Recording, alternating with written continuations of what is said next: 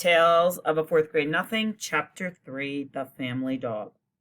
Nobody ever came right out and said that Fudge was the reason my father lost the Juicio account. But I thought about it. My father said he was glad to be rid of Mr. Yarby. Now he could spend more time on his other clients, like the Toddle Bike Company. My father is in charge of their new TV commercial. I thought maybe he could use me in it since I knew how to stand on my head.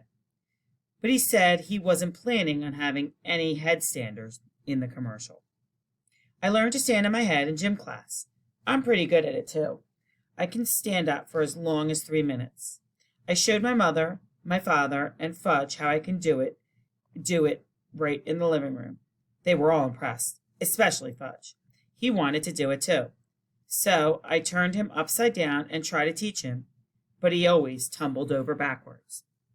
Right after I learned to stand on my head, Fudge stopped eating. He did it suddenly. One day he ate fine, and the next day nothing. No eat, he told my mother. She didn't pay too much attention to him until the third day.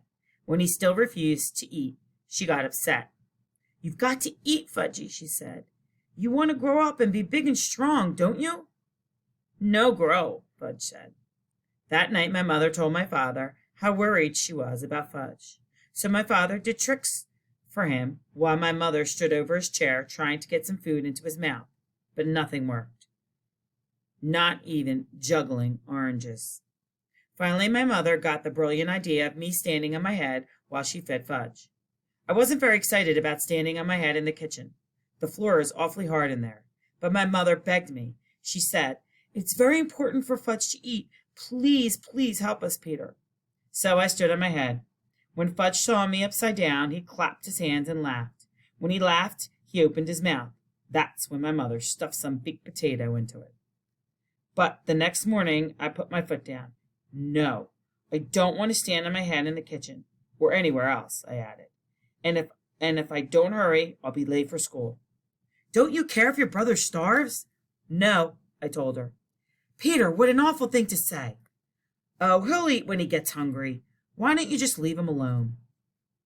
That afternoon, when I came home from school, I found my brother on the kitchen floor playing with boxes of cereal and raisins and dried apricots. My mother was begging him to eat. No, no, no, Fudge shouted. He made a terrible mess, dumping everything on the floor. Please stand on your head, Peter, my mother said. It's the only way he'll eat.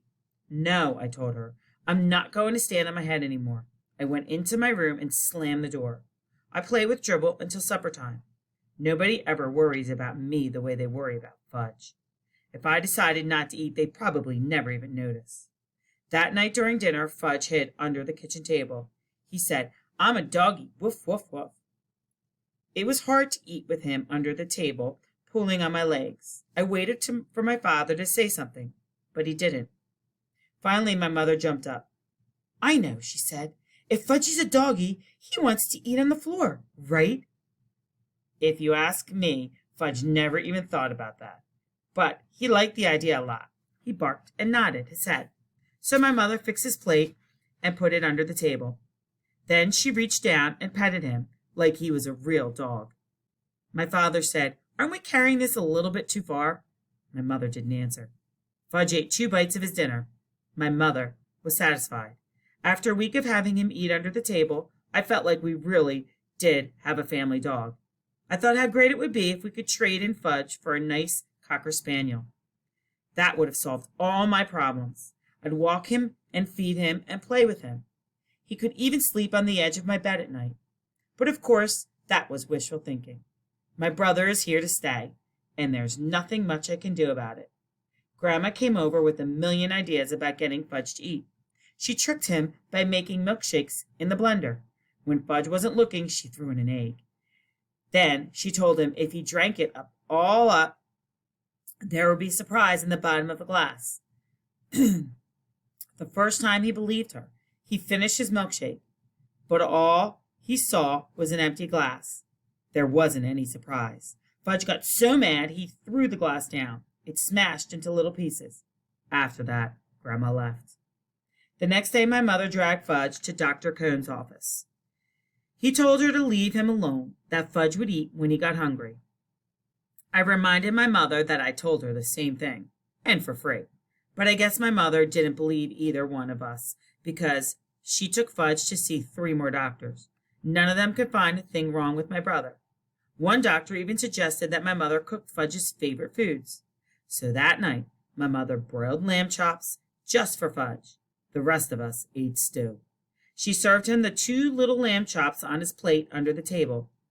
Just the smell of them was enough to make my stomach growl.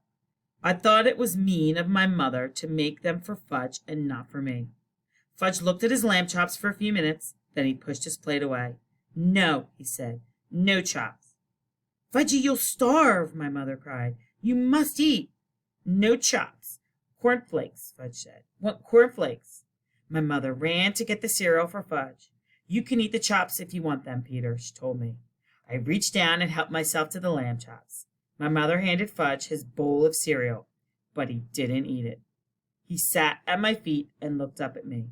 He watched me eat his chops. "Eat your cereal," my father said. "No, no, eat cereal," Fudge yelled. My father was really mad. His face turned bright red. He said, "Fudge, you will eat that cereal or you will wear it." This was turning out to be fun, after all, I thought. And the lamb chops were really tasty. I dipped the bone in some ketchup and chewed away. Fudge messed around with the cereal for a minute. Then he looked at my father and said, "No eat, no eat, no eat." My father wiped his mouth with his napkin, pushed back his chair, and got up from the table. He picked up the bowl of cereal in one hand and Fudge in the other. He carried them both into the bathroom. I went along, nibbling on a bone, to see what was going to happen. My father stood Fudge in the tub and dumped the whole bowl of cereal right over his head. Fudge screamed. He sure can scream loud. My father motioned for me to go back to the kitchen.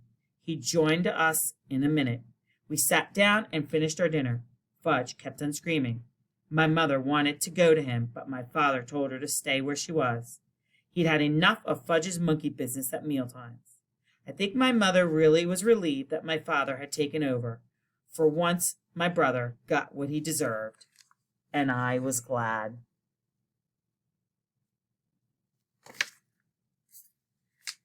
The next day, Fudge sat at the table again, in his little red booster chair, where he belongs.